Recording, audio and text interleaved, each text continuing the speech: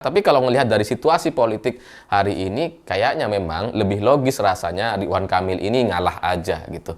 Karena kalau dia menang, itu justru bikin Pak Prabowo tambah sibuk. Bukannya ngebantu, malah jadi beban, malah nyibukin. Yang mending kalah. Kalau kalah kan aman gitu. Ridwan Kamil pindah ke IKN, Suswono terserahlah pindah ke penjara atau kemana.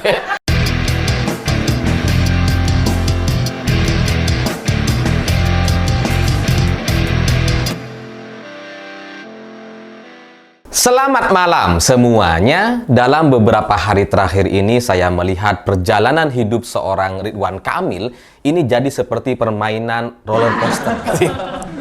Naiknya cepet, turunnya lebih cepet. Karena Ridwan Kamil ini bisa dibilang from hero to zero gitu. Yang sebelumnya nampak tak tertandingi, tak terkalahkan di Pilgub DKI gitu ya. Yang kayaknya dia nggak akan punya lawan karena lawannya ini ya nggak bisa semua, Anies nggak bisa maju. Terus lawannya cuma Dharma Pangerkun. Jadi kayak hero sekali sebelumnya, tapi belakangan menurut survei ini jadi sudah bisa dikalahkan sama Pramono dan Bang Dul.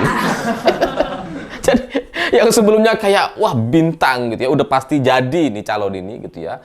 Ini mayoritas partai semuanya sudah ke sana dan nggak akan ada lawan nih. Lawannya cuma Dharma Pangerkun. Sekarang jadi nyaris tidak mungkin bisa terpilih kayaknya, karena dari situasi politik yang berkembang, yang sangat dinamis, dan kemudian isu-isu yang terjadi, bahkan blunder yang dilakukan oleh wakilnya dan dilakukan oleh Ridwan Kamil sendiri di masa lalu, itu kemudian membuatnya jadi semakin sulit gitu. Karena belakangan setelah Ridwan Kamil maju sebagai calon gubernur gitu kan, ya dia kemudian diungkit lah gitu ya, bahwa dulu Ridwan Kamil ini suka ngejekin orang-orang Jakarta ya, karena dia kan emang orang Jawa Barat gitu ya, dia bobotoh gitu ya, dia pendukungnya Persib yang memang ya punya histori atau sejarah yang sangat panjang dengan Persija gitu kan. Rivalitas antara Persija dengan bobotoh itu kan ya luar biasa gitu. Jadi ya mungkin dulu ketika Ridwan Kamil menjadi gubernur Jawa Barat itu ya ikut merayakan atau ikut merasakan sensasi atau berseberangan dengan The Jackmania gitu kan. Jadi itu kemudian diungkit-ungkit belakangan, dan selain itu ternyata masih ditambah lagi dengan blunder wakilnya, yaitu Suswono, yang belakangan ini dinilai menghina Nabi Muhammad SAW, dan ini sudah dilaporkan. Dan dalam situasi yang seperti ini, surveinya turun, anjlok gitu. Terus kemudian dia ternyata punya masalah dengan The Jackmania karena dia adalah bobotoh dan wakilnya menghina Nabi seperti ini gitu ya. Dalam situasi yang seperti ini, Ridwan Kamil justru menemui Prabowo dan Pak Jokowi. Orang-orang banyak yang bilang bahwa ini dalam rangka Ridwan Kamil untuk menetralisir, supaya Ridwan Kamil mendapatkan dukungan, supaya para pendukung Prabowo dengan Jokowi bisa solid untuk mendukung Ridwan Kamil. Tapi dalam kacamata saya, ini kok justru sebaliknya. Karena coba mari kita perhatikan secara detail gitu ya. Saya nggak melihat dari pertemuan antara Prabowo dengan Ridwan Kamil itu bernada satu dukungan. Kalau kita lihat Instagramnya Pak Prabowo, nggak ada sama sekali. Pak Prabowo cuma bilang makan malam dengan Ridwan Kamil. Selesai. Selesai sampai itu. Dan pertemuannya emang tertutup gitu ya. Nggak ada media dan nggak ada preskon setelah itu. Dan ini berbeda dengan ketika Ridwan Kamil bertemu atau menemui Pak Jokowi di Solo. Kebayang nggak? Calon gubernur DKI Jakarta menemui Pak Jokowi ke Solo gitu. Entah untuk alasan apa gitu. Tapi intinya setelah pertemuan ini antara Pak Jokowi dengan Ridwan Kamil, ini lebih mendingan dibandingkan pertemuan dengan Pak Prabowo. Karena kalau Pak Prabowo kan nggak ada preskon, nggak ada pernyataan apa-apa, cuma disebut makan malam dan setelah itu selesai gitu ya. Dengan Pak Jokowi ini ada preskon gitu. Itu bedanya. Tapi kalau kita baca dari klaim Ridwan Kamil setelah bertemu dengan Pak Prabowo gitu ya, kan nggak bisa dia mengklaim mendapatkan dukungan, nasihat soal Pilgub DKI Jakarta, itu nggak ada gitu. Malah yang dia sampaikan di akun Instagramnya, Ridwan Kamil ini katanya membahas soal IKN. Ini kan jadi kayak nggak pas gitu ya. Ridwan Kamil kan lagi maju sebagai calon gubernur DKI Jakarta gitu, tapi membahas soal IKN. Ini kan kayak Kayak seolah-olah gitu ya. Udahlah kamu nggak usah ngurusin pilgub, ngurusin IKN aja. Kan seolah-olah kayak gitu gitu. Ini kan Ridwan Kamil lagi jadi cagup gitu, kok malah bahas IKN ya. Dan itu ternyata kemudian diperjelas dengan satu kalimat nasihat dari Prabowo yang kemudian ini menunjukkan bahwa kayaknya emang Pak Ridwan Kamil ini sebaiknya kalah aja di Pilgub Jakarta atau ngalah aja gitu, karena menurut RK, menurut klaimnya RK dalam postingannya, Pak Prabowo memberi nasihat. Ya, nasihatnya kira-kira seperti ini. Tetap semangat dalam tugas apapun. Bener kan gitu ya. Yang satu bahas IKN, terus kemudian kedua nasihatnya tetap semangat dalam tugas apapun. Padahal tugas Ridwan Kamil hari ini cuma satu. Bagaimana caranya bisa menang di Pilgub DKI Jakarta. Cuma itu gitu. Jadi kalau nasihatnya adalah tetap semangat dalam tugas apapun, kok kayaknya sudah dipersiapkan tugas yang lain selain soal menjadi calon gubernur yang kayaknya itu akan gagal setelah ini gitu kan. Kayak udah dipersiapin gitu. Udah kamu gak usah jadi cagup deh. Gak usah jadi gubernur gitu kan. Ya karena ini menjadi terdengar tidak relevan dengan tugas atau apa yang sedang dilakukan oleh Ridwan Kamil hari ini yang sedang maju sebagai calon gubernur gitu. Karena kalau calon gubernur harusnya ya didukung sebagai gubernur gitu. Kalau nasihatnya semangat untuk menjadi gubernur DKI Jakarta, memberikan yang terbaik kepada Jakarta, itu relevan, masuk akal. Tapi kalau dalam tugas apapun, ini kayaknya emang tugasnya bukan jadi gubernur. Ridwan Kamil.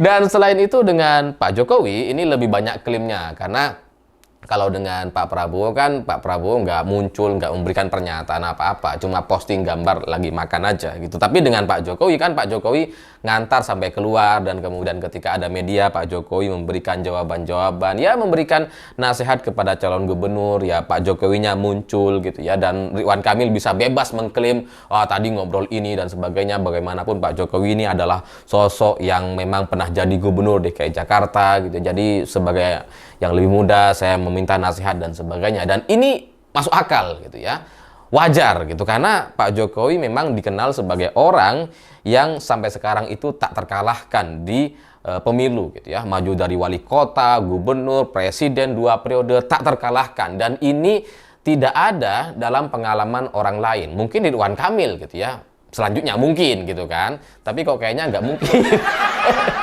Ridwan Kamil udah wali kota, gubernur udah, tapi untuk masuk sebagai gubernur DKI Jakarta atau menjadi presiden Indonesia selanjutnya kayaknya kok susah gitu. Jadi apapun itu nasib atau jalan karir politik Ridwan Kamil di masa yang akan datang, ketika dia datang ke Solo dan bertemu dengan Pak Jokowi, ini bisa dipahami gitu, karena Pak Jokowi memang adalah suhunya pemilu. Karena sudah menang dari wali kota, gubernur, sampai kemudian presiden 2 periode. Jadi Pak Jokowi mungkin sudah tahulah trik-trik pemilu itu seperti apa, menghadapi partai, menghadapi masyarakat, menghadapi naga. Udah tahulah trik-trik licik sampai kemudian bagaimana curang-curangnya itu mungkin Pak Jokowi sudah paham betul. Jadi ya wajar kalau Ridwan Kamil datang ke Solo dan bertemu dengan Pak Jokowi. Tapi bagaimanapun hari ini Presiden Republik Indonesia hari ini itu adalah Prabowo Subianto, yang kalau saya lihat dari bagaimana Prabowo menunjuk para menterinya yang berjumlah ratusan orang itu, yaitu menteri dan wakil menteri lebih dari 100 orang, kayaknya Pak Prabowo ini menginginkan satu pemerintahan atau kabinet atau situasi dalam negeri yang aman, damai, adem, ayem, dan nyaris nggak ada perdebatan atau pertikaian apa-apa. Itu kayaknya harapan Pak Prabowo. Karena kalau kita bandingkan ketika Pak Prabowo merumuskan atau membuat satu kabinet merah putih, kita bandingkan dengan Pak Jokowi ketika membuat kabinet kerja di 2 periode sebelumnya gitu ya. Ini kan terlihat jelas sekali ketika Pak Jokowi menunjuk menteri-menterinya itu ada perdebatan. Banyak sekali perdebatannya. Soal Muhammadiyah lah, soal NU lah, soal apapun itu ya. Rame gitu ya. Tapi di zamannya Pak Prabowo ini nyaris nggak ada perdebatan. Karena semuanya dapat. Jangankan NU dan Muhammadiyah, relawan-relawan kecil sampai Natalius Pigai jadi menteri. Semuanya dapat gitu. Untuk kemudian mendukung satu pemerintahan yang kondusif, aman, adem, ayem, dan tanpa perdebatan sama sekali. Nah, kalau kita lihat dalam konteks Pilkada DKI Jakarta, kenapa kemudian Pak Prabowo tidak memberikan nasihat soal pilkada, tidak memberikan dukungan secara eksplisit atau dukungan yang luar biasa vulgar di Pilkada di Jakarta gitu ya. Mungkin karena beliau merasa sudah menjadi presiden sehingga harus netral dan sebagainya. Tapi di luar itu semua memang dalam sudut pandang Presiden Prabowo gitu ya sebagai pemimpin di negara ini, kayaknya memang melihat Ridwan Kamil dan Suswono ini sebagai beban. Iya gitu. Karena sebaiknya Ridwan Kamil emang kalah aja. Atau ngalah aja sekalian gitu. Karena kalau Ridwan Kamil dan Suswono ini menang, itu justru akan merepotkan Prabowo Subianto sebagai presiden. Dan ini akan terus ribut lanjut dan kita nggak tahu ini akan dalam beberapa waktu ke depan. Gitu.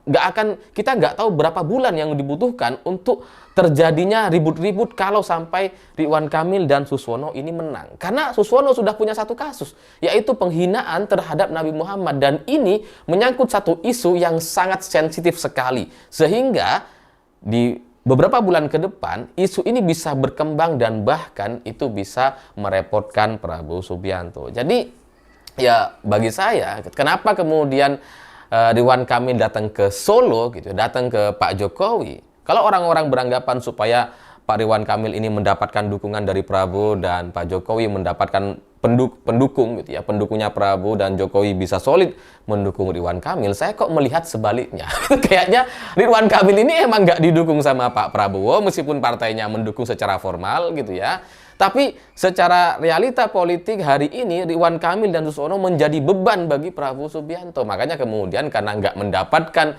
nasihat-nasihat dan dukungan itu, dia kembalilah ke Solo, pindah ke Solo supaya mendapatkan dukungan. Tapi kayaknya kan nggak konkret juga. Pak Jokowi juga nggak mau turun langsung atau terlibat menjadi juru kampanye yang tinggal beberapa hari lagi ini. Jadi ya mungkin itulah situasi yang bisa saya baca gitu. Karena kalau Ridwan Kamil dan Suswono ini menang, itu masalah soal kasus penistaan atau penghinaan terhadap Nabi itu pasti akan diusut. Dan udah pasti dia akan masuk penjara, si Suswono ini. Nah, kalau Suswono masuk penjara, otomatis ada proses pergantian wakil gubernur. Dan ini adalah proses yang sangat lama sekali. Dan Gerindra dan Prabowo sudah pernah mengalami dan sudah pernah punya pengalaman di tahun 2017 lalu. Tahun 2019 gitu ya. Ketika Sandiaga kemudian meninggalkan Anies Baswedan di Jakarta, cawagupnya pergi untuk ikut pilpres gitu ya. Proses pergantian wakil gubernurnya itu memakan waktu lebih dari setahun kayaknya. Gitu. Lama sekali gitu. Karena negosiasi dengan PKS, dengan yang lain-lain itu alot sekali sampai kemudian ini berlangsung sangat lama. Nah, daripada susah-susah gitu ya, daripada ini ribut ribut soal wakil gubernur terpilih DKI Jakarta masuk penjara karena kasus penghinaan agama, dan itu akan menyangkut soal presiden, soal partai-partainya dan sebagainya, dan itu akan lama sekali gitu ya, menguras energi banyak orang. Terus kemudian setelah itu masih juga harus berproses dalam proses pergantian wakil gubernur yang juga memakan waktu, negosiasi dengan partai-partai politik, apalagi sekarang berhadapan dengan 15 partai politik, dengan Demokrat, PKB, Golkar, kemudian PKS terutama yang ya menjadi calon Suswono ini gitu ya. Ini pasti akan ribet lagi gitu. Lawang dulu aja Sandiaga ketika diganti sama Reza Patria itu ribet, apalagi ini gitu calonnya dari PKS. Jadi daripada ribut ada kasus penistaan agama, daripada ribut ada kasus cawagupnya masuk penjara dan kemudian diganti, daripada berhadapan dengan 15 partai politik yang wah ribet sekali gitu ya, mending kan Pak Prabowo berhadapan dengan PDI Perjuangan aja, cuma satu partai, selesai.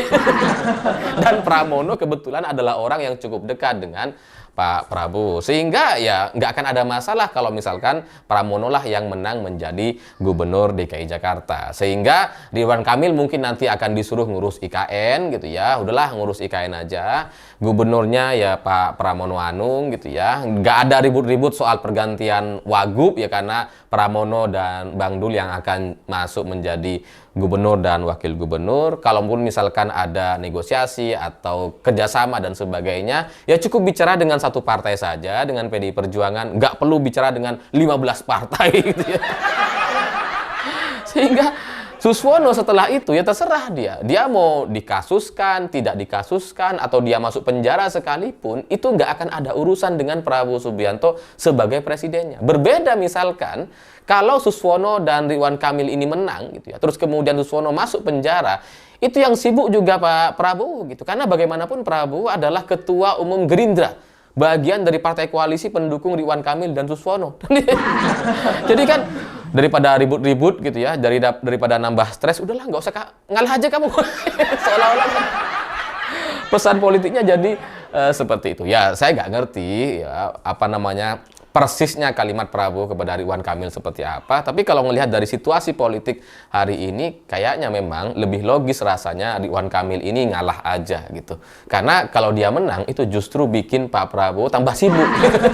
Bukannya ngebantu malah jadi beban, malah nyibukin. Yang penting kalah. Kalau kalah kan aman gitu. Ridwan Kamil pindah ke IKN, Suswono terserahlah pindah ke penjara atau kemana. Itu urusan PKS, bukan urusan Pak Prabowo lagi gitu ya. Karena PKS kan memang bukan koalisi dari apa namanya Kim di pusat gitu ya. Jadi ya terserah. Ya, tapi yang namanya Ridwan Kamil yang sudah terlanjur maju sebagai cagup, ya dia berhak untuk berusaha. Sampai datang ke Solo menemui Pak Jokowi, ya itu juga haknya dia. Tapi kayaknya Pak Jokowi juga nggak akan bisa memberikan dukungan apa-apa gitu, karena bagaimanapun presidennya hari ini adalah Prabowo Subianto. Saya pikir itu. Terima kasih sudah menonton. Begitulah kura-kura.